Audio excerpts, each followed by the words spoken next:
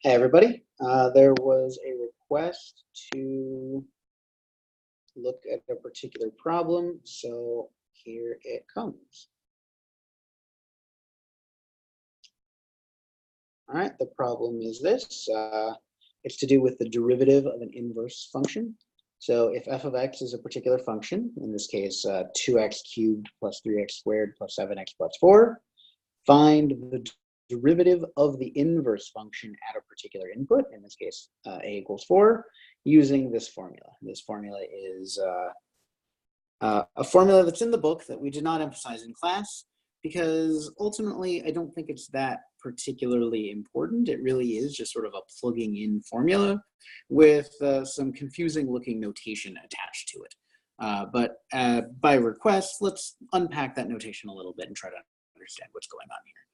So in words, what this is saying is the derivative of the inverse function. So that is, we started with a function f, and then we took the inverse of that. So we have this new function called f to the power -1, f inverse. And then we can take the derivative of that function.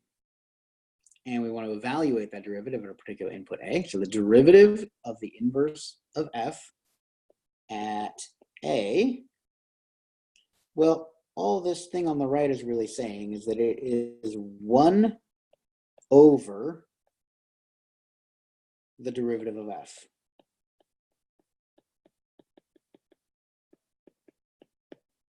But it's not at a. That's the tricky bit here. It's at f inverse of a. So let's just take a moment to really appreciate what's going on there.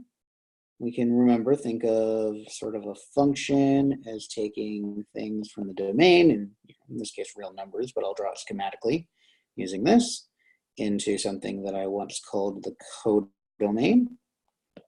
There's some numbers over here. And f is this rule for taking inputs and spitting out outputs, right? So if our input here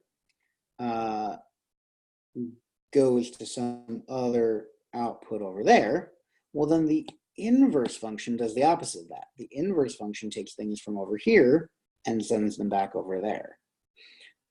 So if this is the a, where we're talking about the domain of the inverse function and the derivative of that inverse function, well, this thing over here, that's probably not a.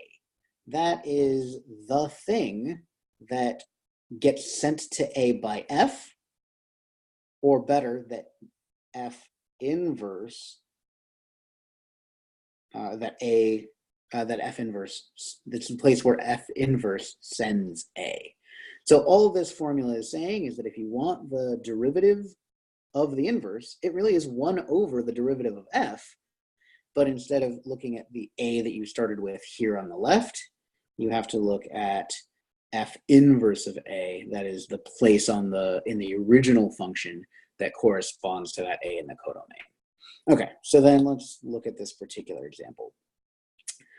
Here we have a is equal to 4, so that is to say that we want 4 to be our number in the codomain, the output of f. So we want to know what is the input that corresponds to the output of f. So f of what is equal to 4?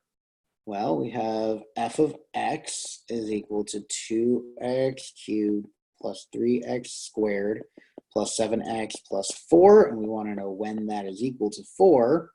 And perhaps by inspection, we can just recognize that if all of that went away, then we would just have 4.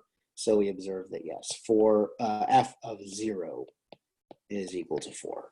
So that means that this f inverse of a, when a is equal to 4, let me say it this way, f inverse of 4 is equal to 0. Or said one other way, f of 0 equals 4 if and only if f inverse of 4 is equal to 0, because that's what inverses mean. We exchange the roles of the inputs and the outputs. Okay, great. So that's what we really want this here, because 4 is the input into the derivative of the inverse function. So it's sort of the inverse function going the opposite direction. Great. So now we can just really apply this formula directly. F inverse prime, that is the derivative of F inverse at 4. Well, that apparently is 1 over the derivative of F at F inverse of 4, which is F prime at, we said 0. F inverse of 4 is equal to 0. Oh, okay, well then all we really need to do is look at our original function, take the derivative, and plug in 0. So that's what we'll do right now. F prime of x is equal to 6x squared plus 6x plus 7. So F prime of 0 is equal to 0 plus 0 plus 7. So that's 7. So our answer is 1 divided by 7. All right, I hope that helped illuminate things a little bit.